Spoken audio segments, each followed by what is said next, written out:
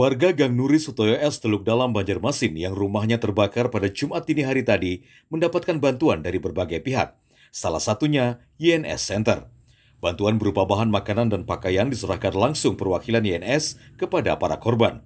Di antaranya 22 dus mie instan, belasan kotak air mineral, beras, 50 kotak makanan siap saji, serta kerudung untuk perempuan. Para korban kebakaran mengaku bersyukur mendapat bantuan dari organisasi sosial besutan Uni Abdinus Sulaiman ini karena sangat membutuhkan di tengah musibah yang melanda mereka.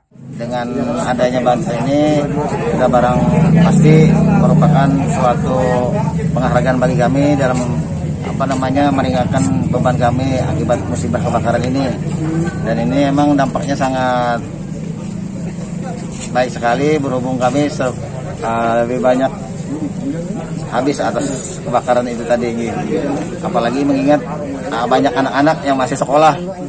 Aksi peduli kemanusiaan yang dilakukan YNS Center ini untuk mengurangi beban masyarakat usai harta benda mereka hangus dilalap si jago merah. Sesuai dengan arahan Ketua YNS Center, kami disuruh untuk mendata keluarga yang terdampak kebakaran tadi malam.